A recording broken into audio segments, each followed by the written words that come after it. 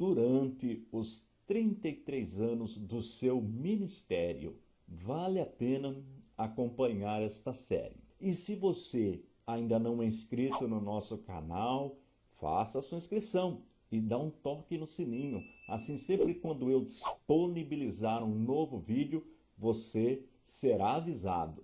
E faça seu comentário. Todos os comentários são respondidos. E nos ajude na divulgação do nosso ministério, que tem como objetivo primordial o ensino da poderosa palavra de Deus. Mas chega de moleza, vamos trabalhar.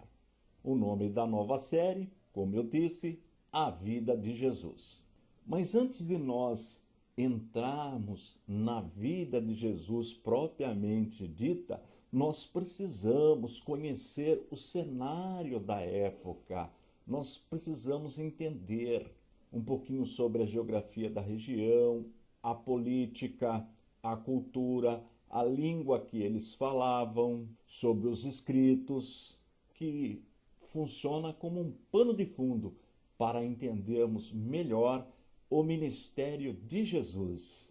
Período interbíblico, 400 anos. Sobre o período interbíblico, com bastante detalhes, eu vou deixar o link para você aí na descrição. Se você ainda não assistiu o vídeo, vale a pena conferir. E por que este período é importante?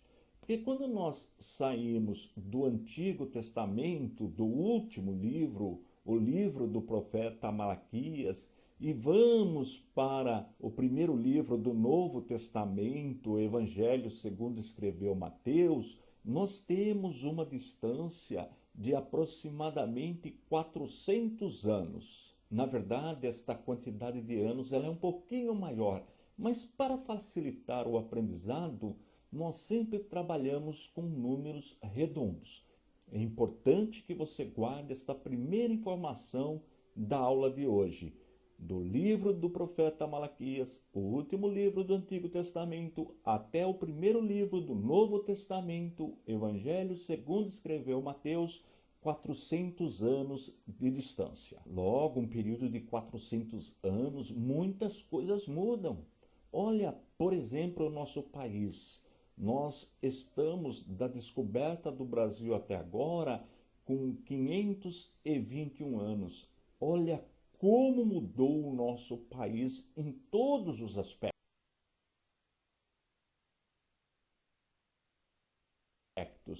Não é diferente no cenário bíblico. Do último livro, o livro do profeta Malaquias, o ambiente era um.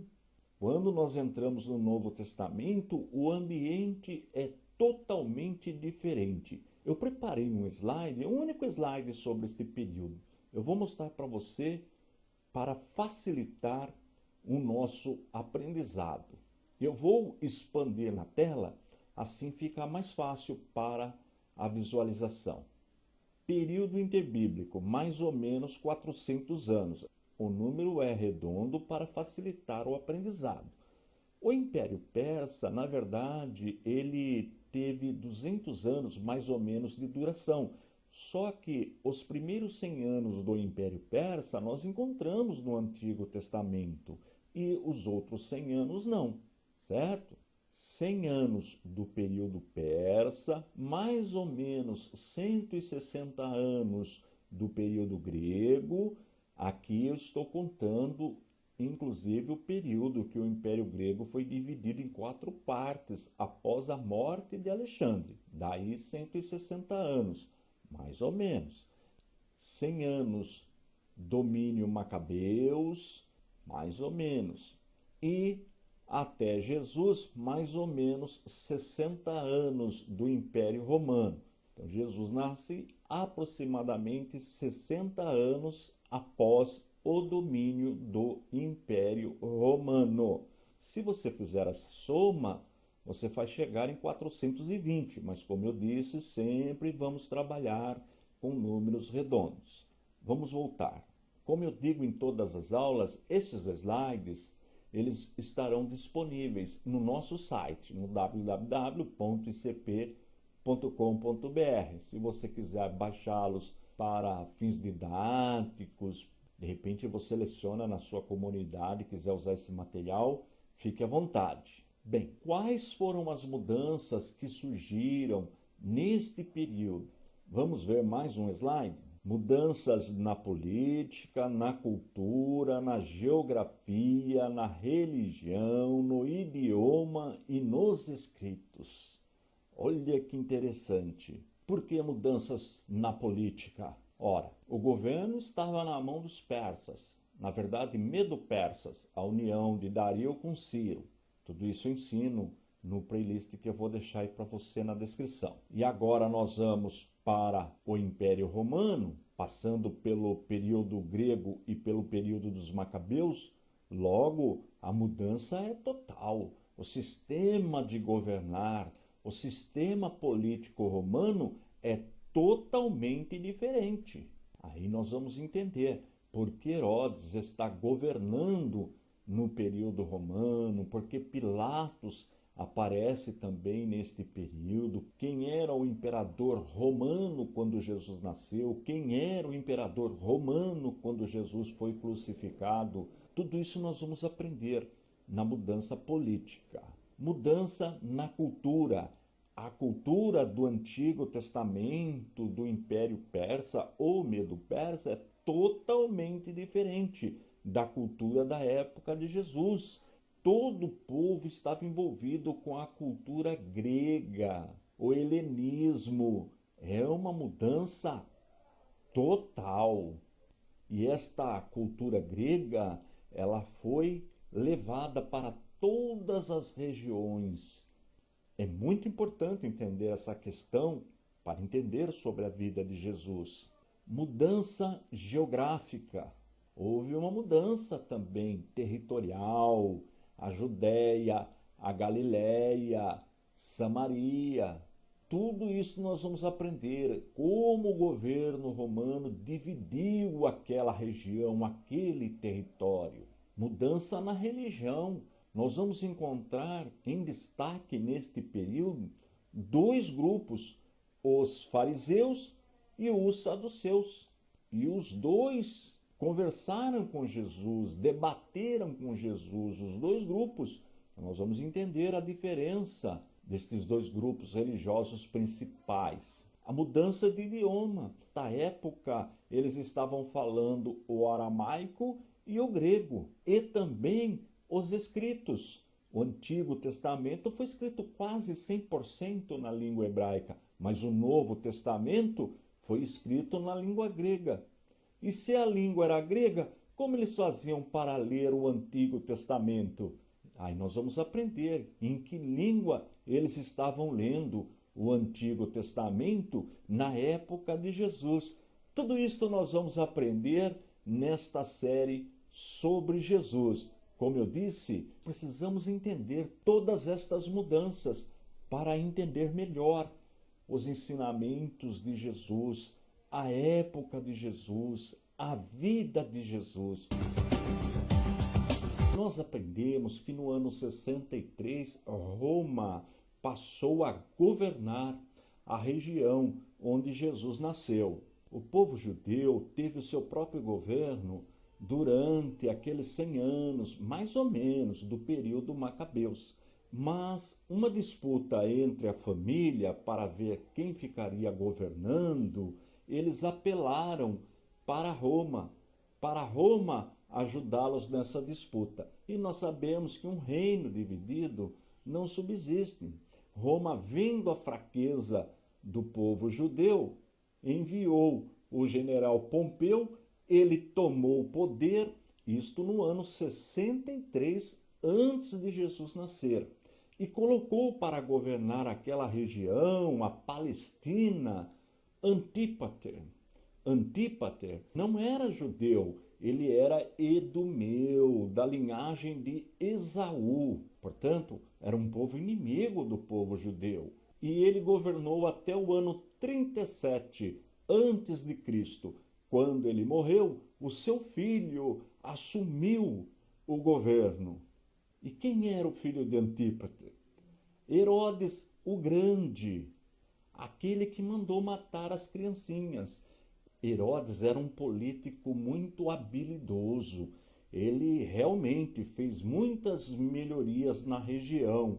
Inclusive, para agradar o povo judeu, ele reformou o templo, ampliou o templo e, de fato, ficou muito bonito. Mas ele fez isso, como eu disse, para agradar o povo judeu. Mas era um homem terrível, um homem mau. Ele mandou matar a sua própria esposa e 3 dos seus filhos. Olha que homem terrível. E como eu disse, esse é o Herodes que mandou matar as criancinhas da cidade de Belém. Então, esta foi a mudança política que aconteceu na região.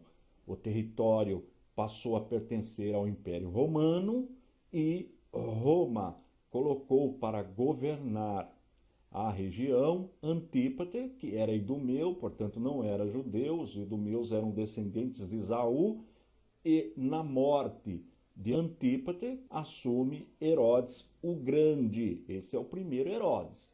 Vamos agora para as mudanças geográficas. Deixa eu abrir na tela para você o mapa de como era a região na época de Jesus. Como você está vendo, ao norte ficava a Galileia, no centro Samaria, no sul a Judéia, do lado leste a Pérea e Decápolis. Decápolis significa 10 cidades, que tinham uma certa autonomia, mas também pertencia ao governo romano. Toda a região está no controle de Roma. Deixa eu voltar. Deixa eu falar um pouquinho da Galileia, chamada Galileia dos Gentios. E por que esse nome? Como nós já aprendemos na matéria História dos Hebreus, tem também o playlist aí ensinando tudo sobre este assunto. Quando Salomão morreu, o reino foi dividido. O reino do norte, com 10 tribos, conhecido como Reino de Israel, e o reino do sul, com 2 tribos, conhecido como Reino de Judá. Esta divisão aconteceu mais ou menos no ano 932 a.C. E no ano 722, a Assíria invadiu o Reino do Norte e o Império Assírio tinha como política misturar os povos. Trouxeram pessoas de outras regiões para habitar ali na região da Galileia e levou pessoas da Galileia para outras regiões. Esta era a política da Síria. Com isso, ela enfraquecia a nacionalidade dos povos. Daí o nome Galileia dos Gentios, em função desta mistura. A mistura do Reino do Norte com os pagãos, com os gentios. Tranquilo? E Samaria, que era a capital política do Reino do Norte, ela foi destruída, seus habitantes deportados e aquela mesma mistura. Daí o Reino do Sul, o Reino de Judá, não gostavam dos samaritanos, evitavam até passar por Samaria, em função desta mistura.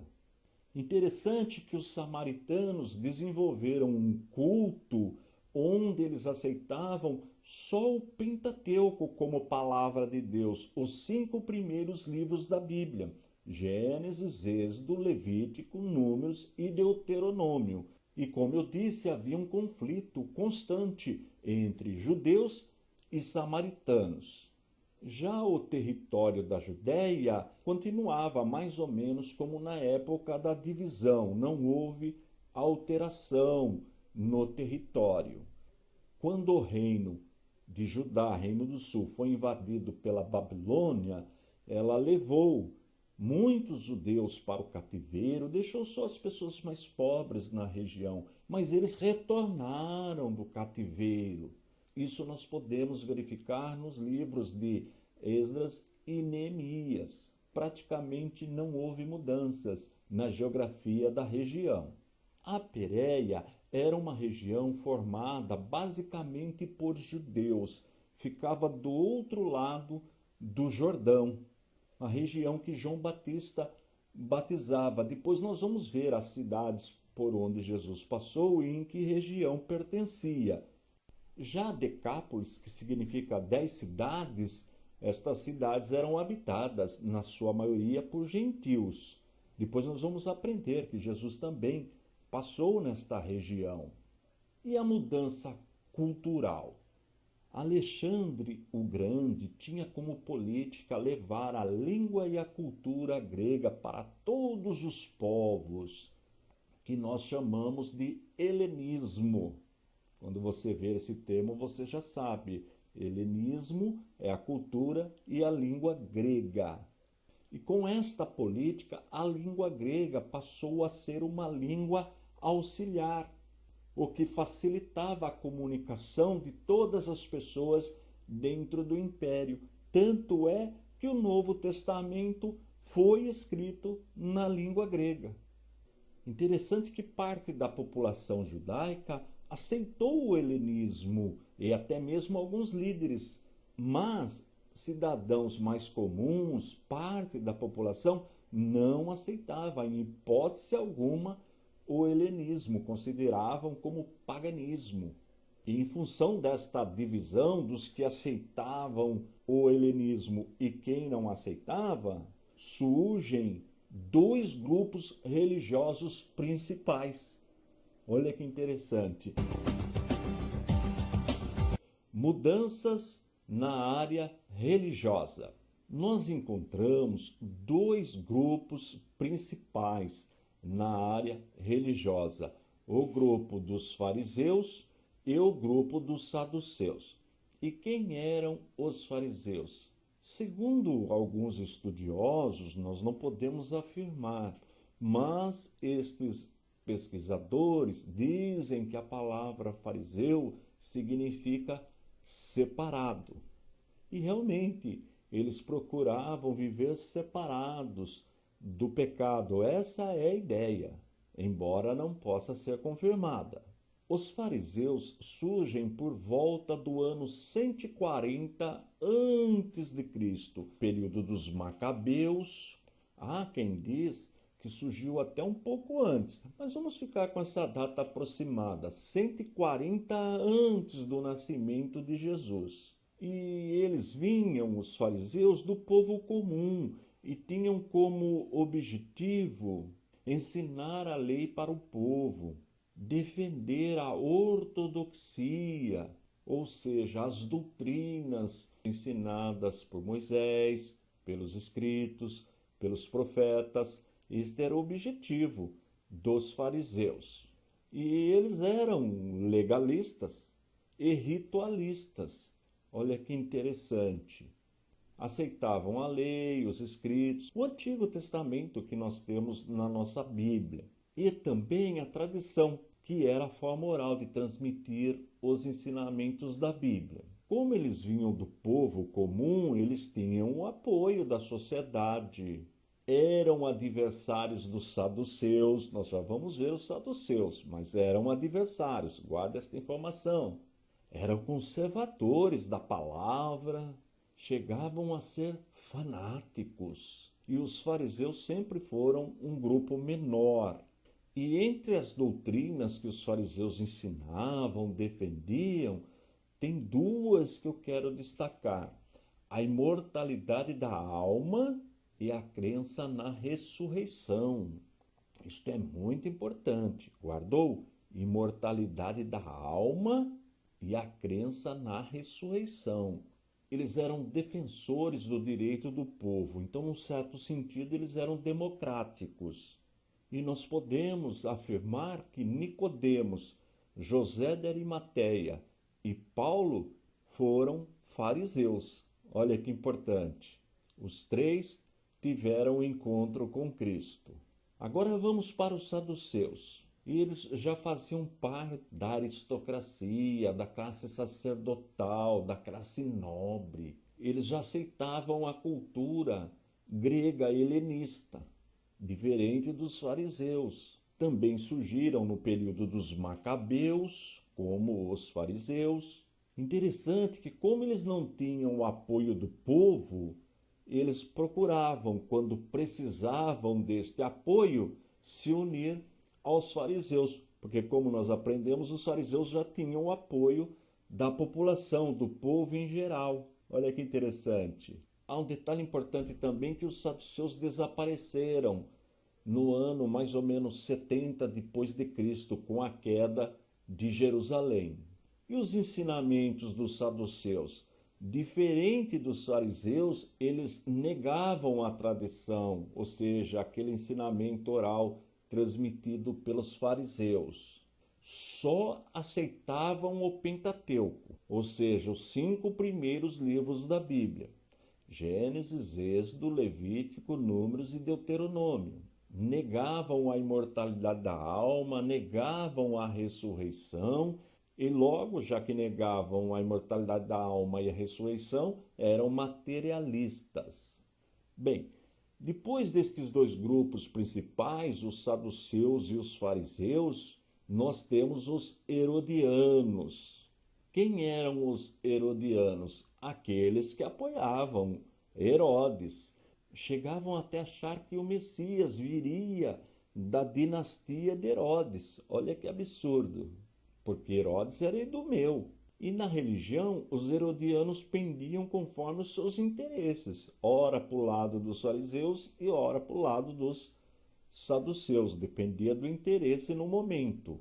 E eles apoiavam o pagamento de tributo para Roma, mas embora eles apoiassem o pagamento de tributo para Roma, eles não queriam um governo direto de Roma, daí apoiarem Herodes. Herodes ficava tipo de um intermediário entre Roma e a Judéia. E, por último, os zelotes. Os zelotes já formavam um partido nacionalista que se opunha violentamente contra Roma. Eles eram mais políticos do que religiosos, os zelotes. Interessante que Jesus tinha um discípulo chamado Simão, que era zelote. Olha que interessante. Nós temos também na religião os escribas, que são os mestres da lei. Era uma classe especial porque copiavam documentos importantes.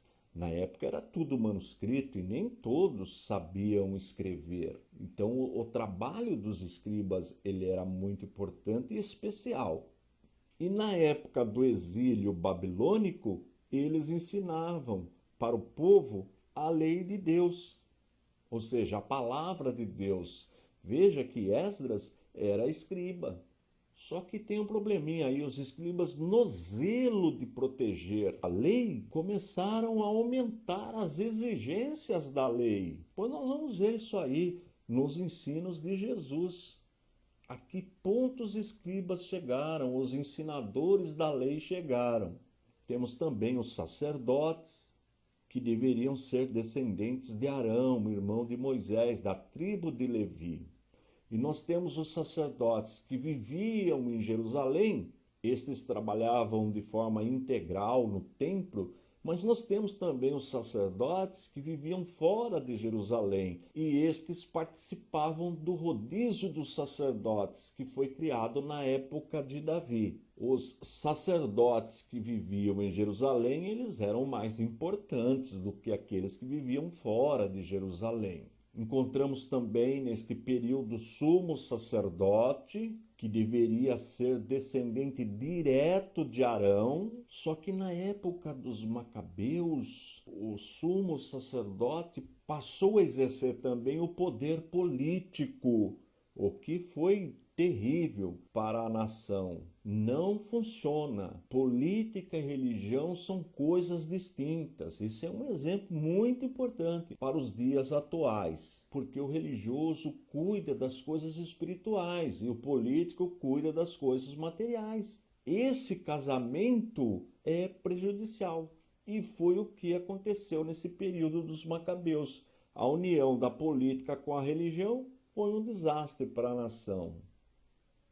E com o domínio de Roma, Roma passou a escolher o sumo sacerdote da mesma forma que escolhia os seus representantes políticos. Ocorre que o sumo sacerdote ficava exercendo o seu trabalho, a sua função até a morte. E isso nós vamos ver com clareza na época de Jesus. Temos também o Rabi, que significa meu mestre, meu senhor.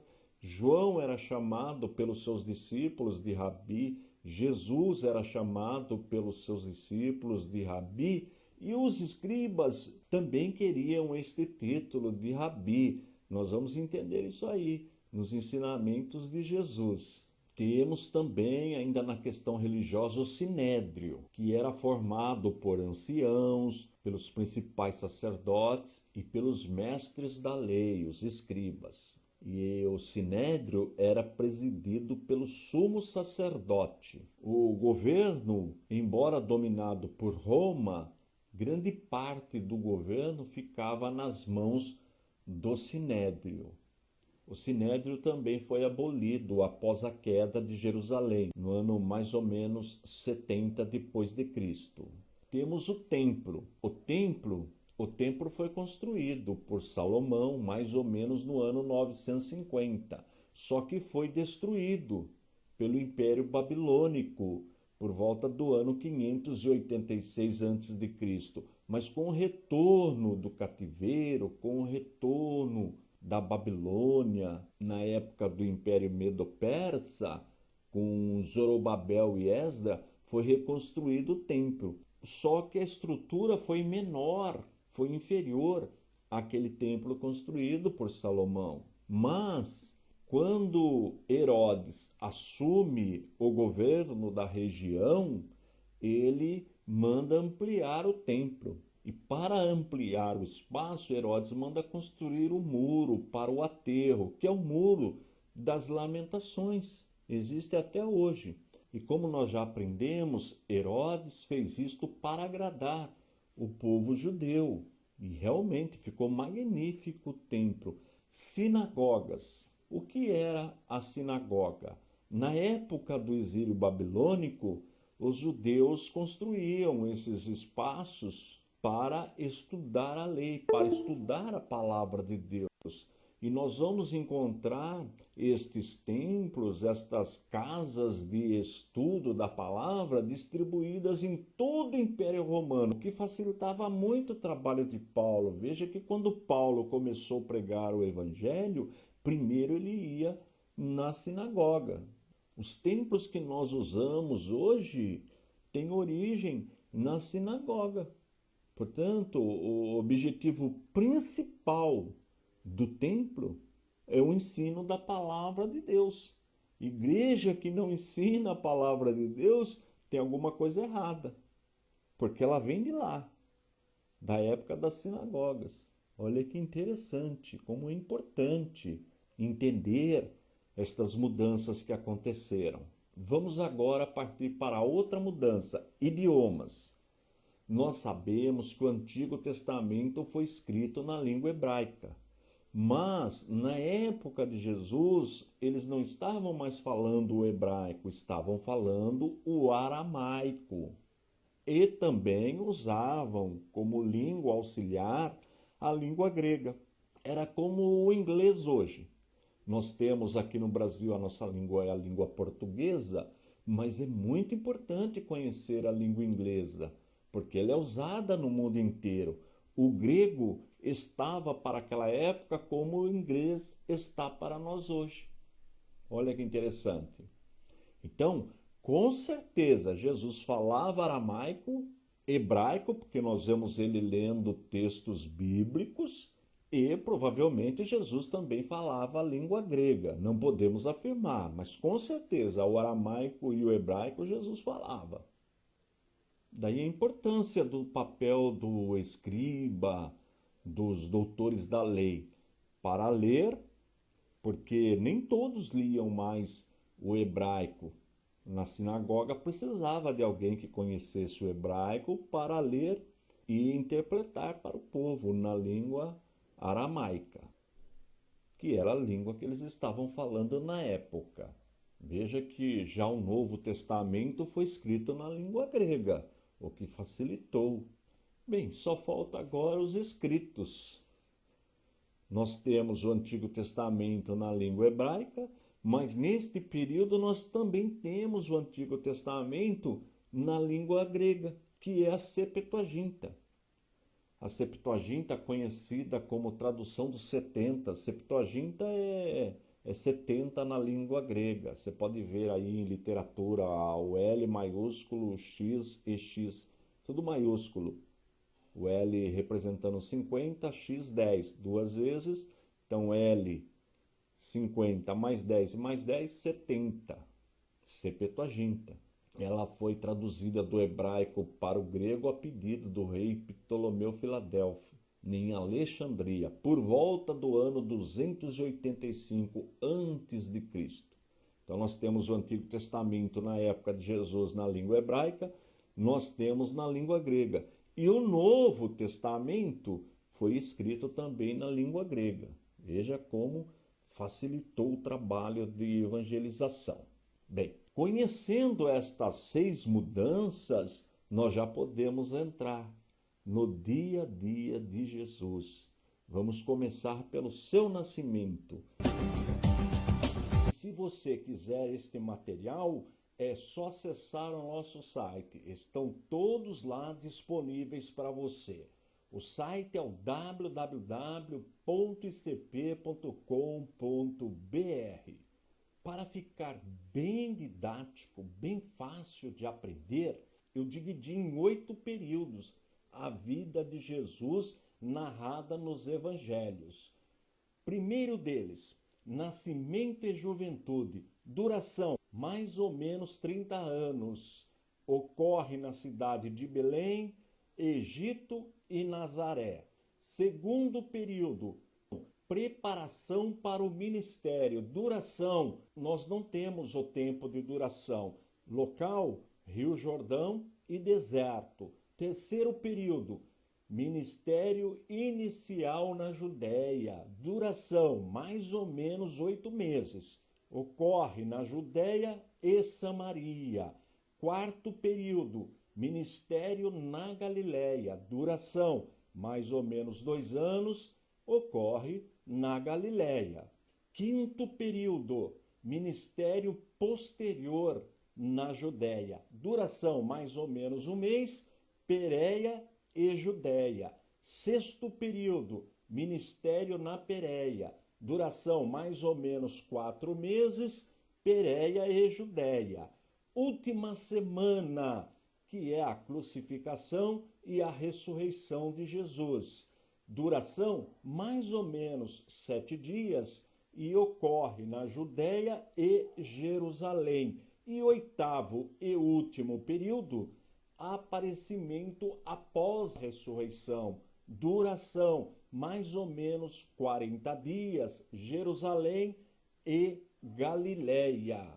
Notou como foi importante nós estudarmos o mapa, a geografia da região, de estudarmos um pouquinho a cronologia bíblica, de estudarmos o período interbíblico para nós entendermos as mudanças que ocorreram antes de nós entrarmos nos evangelhos?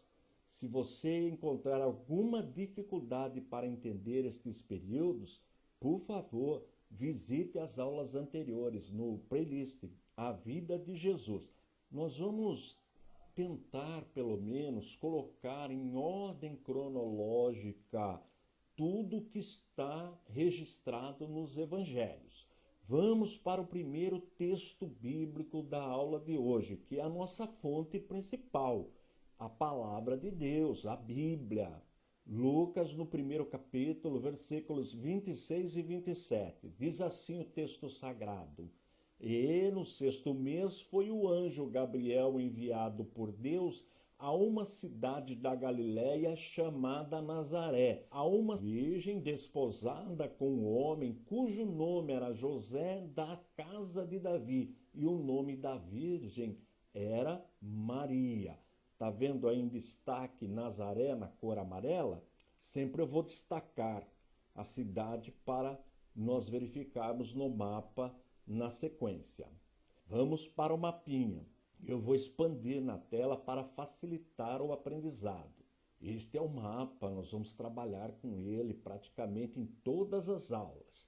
Vamos rapidamente dar uma passadinha neste mapa. Nós temos o mar Mediterrâneo, que é o Mar Grande, chamado na Bíblia de Mar Grande, Mar da Galileia, que na verdade é um lago de água doce, o Rio Jordão, ele desce e deságua no Mar Morto.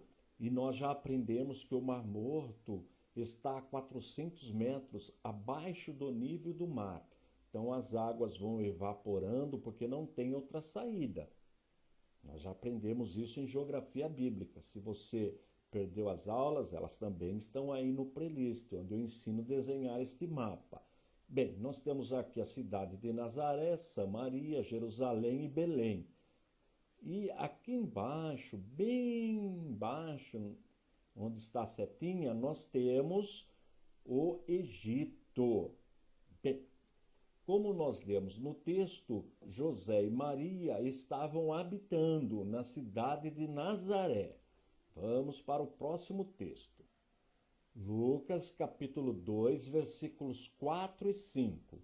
E subiu também José da Galileia, da cidade de Nazaré, à Judéia, a cidade de Davi, chamada Belém, porque era da casa e família de Davi, a fim de alistar-se com Maria, sua esposa, que estava grávida. Vamos ver o mapinha.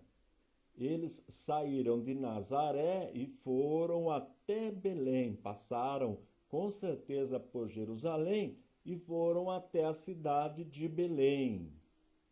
A distância é de aproximadamente 160 quilômetros, considerando mais ou menos de 25 a 30 quilômetros de viagem por dia.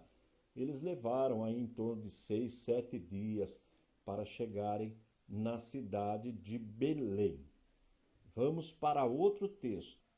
Mateus capítulo 2, versículo 13. E tendo eles se retirado, eis que o anjo do Senhor apareceu a José num sonho, dizendo: levanta-te e toma o menino e sua mãe e foge para o Egito. E demora-te lá até que eu te diga, porque Herodes há de procurar o menino para matar. Vamos ver o mapa? Saíram de Belém e foram até o Egito. Mais ou menos 560 quilômetros de distância. A viagem é de mais ou menos 20 dias, mais ou menos. Sempre nós vamos trabalhar com mais ou menos. 20 dias viajando. Não foi fácil, não. Vamos em frente, vamos para o próximo texto.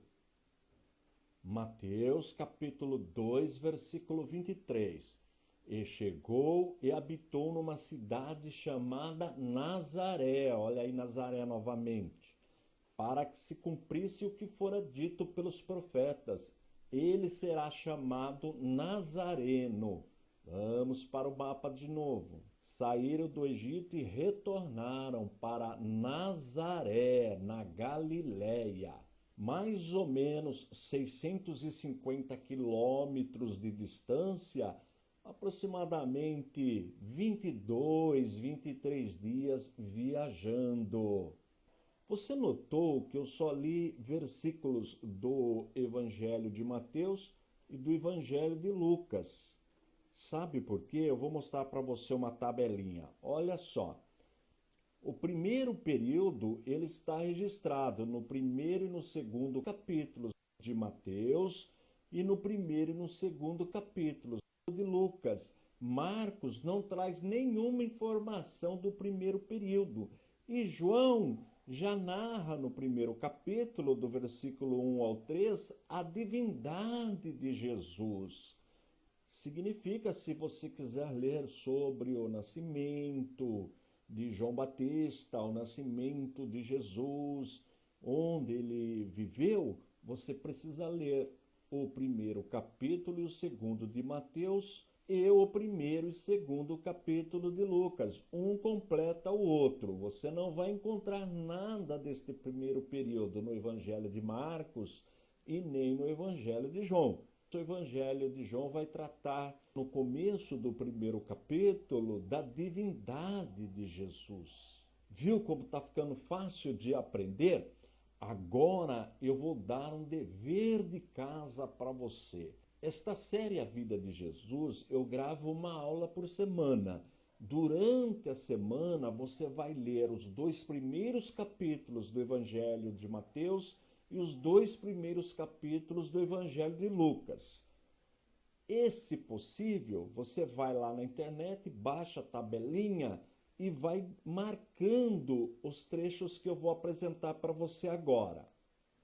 Esta é a tabelinha. Anunciação de Zacarias, Lucas, primeiro capítulo, dos versículos de 5 a 25. Anunciação a Maria, o anjo anunciando, tanto para Zacarias como Maria. Lucas, primeiro capítulo, versículos dos 26 ao 38. Visita de Maria a Isabel, Lucas, primeiro capítulo, de 39 a 56. Maria volta a Nazaré, Lucas, primeiro capítulo, verso 56. A anunciação a José, o anjo anunciando a José, Mateus, no primeiro capítulo, de 18 a 24. Nascimento de João Batista, Lucas, no primeiro capítulo, versos de 57 a 80. Nascimento de Jesus, aqui, olha, entra já o relato nos 2 evangelhos. Mateus, no primeiro capítulo, verso 25, e Lucas, no capítulo 2, versos de 1 ao 7.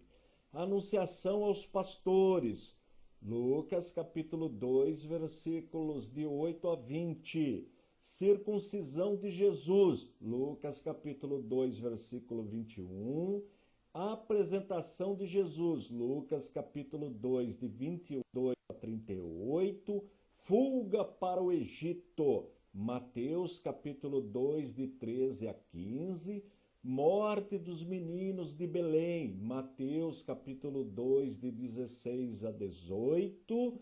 Regresso a Nazaré, Mateus, capítulo 2, versos de 19 a 23. E Lucas 2 e 39. Viu? Mastigadinho para você. Você com a tabelinha, você vai lendo, vai fazendo uma marquinha. Vai ajudar muito no aprendizado. E nós faremos isto nos 8 períodos da vida de Jesus. Vai ser muito legal, você vai crescer muito no aprendizado da palavra de Deus. Vai por mim, faça este exercício, esse dever de casa. Vale a pena. Faça com a família, todos juntos, aprendendo, estudando a palavra de Deus. Na aula passada, nós estudamos o primeiro período da vida de Jesus, nascimento e juventude. E ficou faltando só falar da juventude de Jesus, o que nós vamos aprender agora. E também vamos estudar o segundo período, que é a preparação para o ministério. Nós não temos quanto tempo durou este período. Sabemos que ele ocorre ali na região da Galileia, depois no Jordão e no deserto, onde Jesus foi tentado. Deixa eu abrir na tela o mapinha. Olha, tá vendo? Região da Galileia, o Rio Jordão, e Jerusalém, Belém, tudo isso nós aprendemos na aula anterior. Como eu disse, se você perdeu, por favor, consulte aí o playlist, as aulas estão todas aí. Agora vamos verificar no nosso quadro os 4 evangelhos. Mateus não fala nada sobre a juventude de Jesus, Marcos não fala nada sobre a juventude de Jesus, João também não fala nada sobre a juventude de Jesus. O único que fala é o evangelista Lucas, e o registro está no capítulo 2, do versículo 39 ao 52. Vamos ler um texto? Lucas, capítulo 2, versículos do 40 ao 42. Crescia o menino e se fortalecia, enchendo-se de sabedoria, e a graça de Deus estava sobre ele. Ora, anualmente iam seus pais a Jerusalém, para a festa da Páscoa. Quando ele atingiu os 12 anos, subiram a Jerusalém, segundo o costume da festa. Este é o único relato que nós temos fala de Jesus com 12 anos. E se você quiser saber o que aconteceu em Jerusalém quando Jesus foi com seus pais com a idade de 12 anos, você precisa ler Lucas, capítulo 2, dos versículos 39 a 52. É rapidinho a leitura. Agora vamos para o segundo período, o início do ministério de Jesus. Vamos ler Lucas capítulo 3, versículo 23, só a parte A. Ora, tinha Jesus cerca de 30 anos ao começar o seu ministério. Essa informação é importante. 30 anos aproximadamente quando Jesus começa o seu ministério. Vamos para o nosso quadro. Neste quadro, nós encontramos todos os registros do início do ministério de Jesus. Mateus capítulo 3, versículo 1 até o capítulo 4, versículo 11. São 28 versículos. Marcos, no capítulo 1, versículo 1 até o versículo 13, são 13 versículos. Lucas, no capítulo 3, versículo 1 até o capítulo 4, versículo 13, são 51 versículos. João, no capítulo 1, versículo 6 até o 34, são 29 versículos. Como eu disse, na verdade, em João nós encontramos o testemunho de João Batista, onde ele fala de Jesus. Você lendo todos estes textos, é rapidinha a leitura, você vai aprender tudo sobre o início do ministério de Jesus. Mas antes do início do ministério de Jesus, nós vamos encontrar nos evangelhos o ministério de João Batista. Vamos verificar na nossa tabelinha? Ministério público de João Batista. Mateus, no capítulo 3, do 1 até o versículo 12. Marcos, primeiro capítulo, do 1 até o versículo 8. Lucas, capítulo 3, do 1 até o versículo 18. E João, no capítulo 1, do versículo 15 até o 34. Na verdade, é o testemunho de João Batista, onde ele fala de Jesus. Agora, interessante, e nestes registros sobre o ministério público de João Batista, nós vamos encontrar o registro do batismo de Jesus e da tentação no deserto, exceto o Evangelho de João. O Evangelho de João não registra a tentação no deserto. E como eu disse, no Evangelho de João é o testemunho de João Batista, onde ele fala do batismo de Jesus. Mas, repito, não fala da tentação no deserto.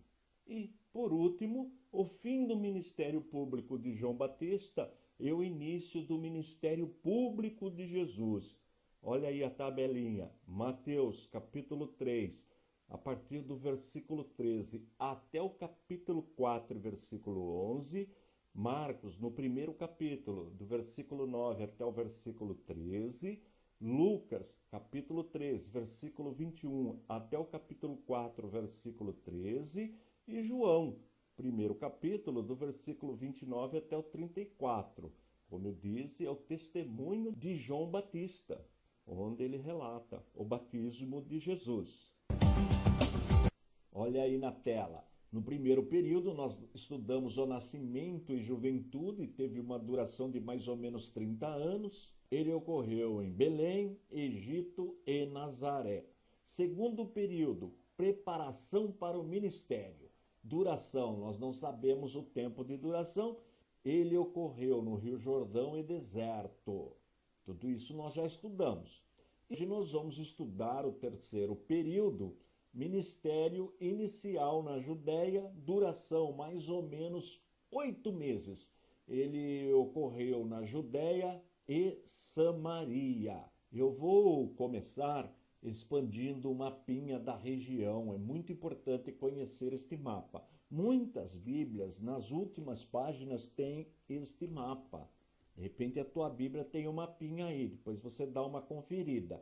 E se você quiser estes slides, todo esse material que eu apresento durante a aula, você pode baixá-los acessando o nosso site www.icp.com.br. É sem custo. Pode ir lá acessar e utilizar o nosso material. Deixa eu expandir o mapa na tela para facilitar o nosso aprendizado. Aqui nós temos o mar Mediterrâneo, chamado na Bíblia de Mar Grande, Mar da Galileia, que na verdade é um grande lago de água doce, Rio Jordão e o Mar Morto. Tudo isso já foi ensinado, agora já é coisa nova. Aqui no norte nós temos Cafarnaum, Caná, Nazaré, tudo na região da Galileia. Depois nós temos Samaria, que é uma região, e também tem a cidade de Samaria. Poço de Jacó, coloquei um X aqui, mais ou menos nesse local. A Judéia, e na Judéia, Jerusalém e Belém. Só para ter uma ideia, eu vou passar uma distância aproximada de cada lugar. Mais ou menos. De Nazaré até Caná, mais ou menos 14 quilômetros. De Nazaré até Samaria, mais ou menos 80 quilômetros. De Nazaré até Cafarnaum, 46 quilômetros. De Nazaré até Jerusalém, 134 quilômetros. De Samaria até Jerusalém, 54 quilômetros. E de Jerusalém até Belém, 8 quilômetros. São números aproximados. Deixa eu voltar.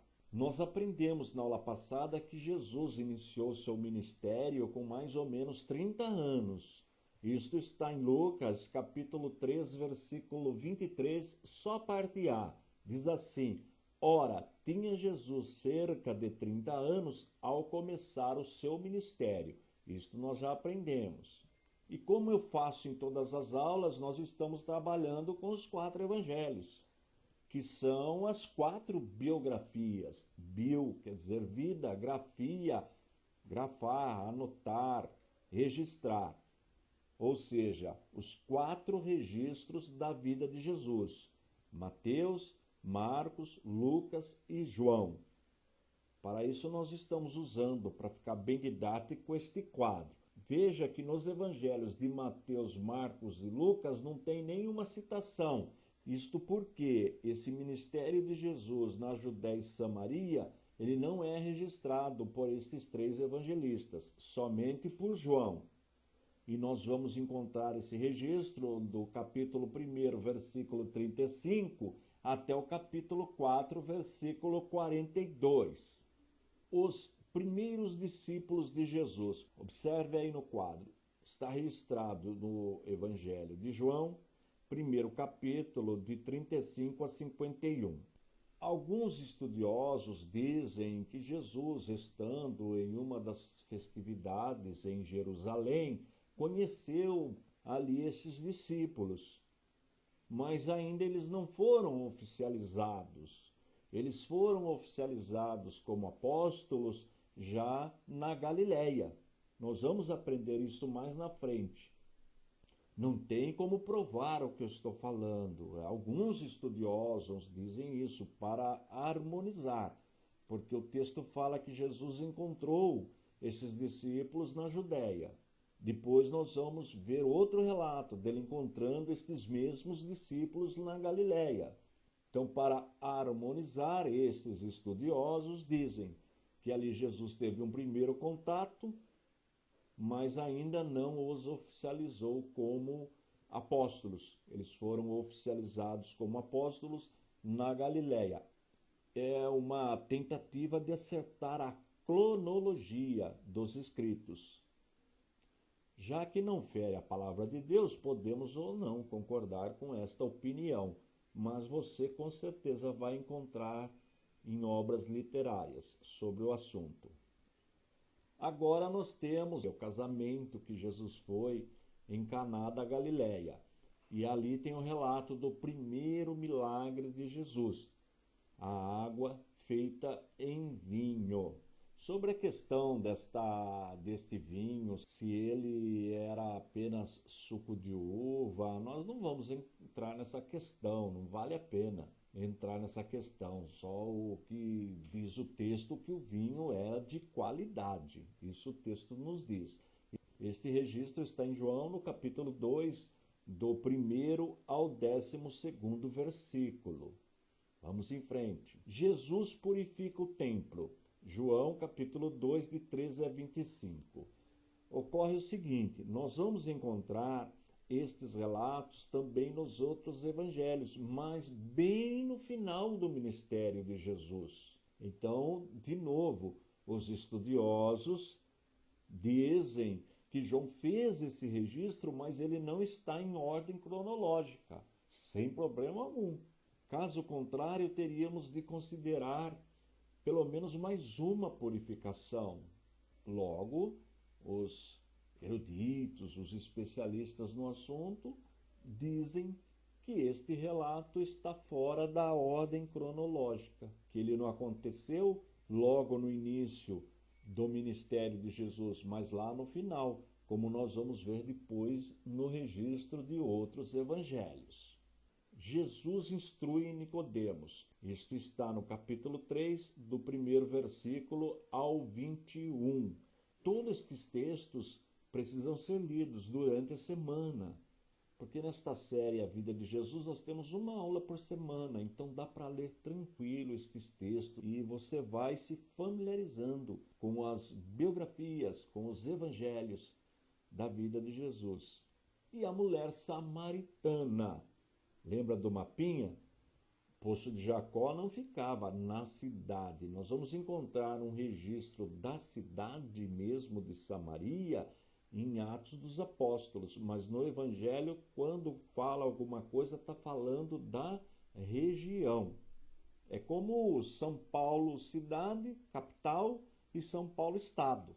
Seria mais ou menos essa ideia. Rio de Janeiro cidade e Rio de Janeiro estado. Vamos pensar desta forma. A mesma coisa, Samaria cidade e região, província de Samaria. Isso acontece na região. João capítulo 4, do versículo 4 ao 42. Pelo menos 3 relatos ocorreram, de fato, neste período de 8 meses, mais ou menos, na Judéia e Samaria. O primeiro milagre de Jesus em Caná da Galileia, o encontro de Jesus com Nicodemos, aí já na Judéia, e o encontro de Jesus com a mulher samaritana, já na região de Samaria. Fácil, não é? Tranquilo este período? Na próxima aula, nós vamos entrar no 4º período, que daí já é um ministério na Galileia e tem a duração de mais ou menos 2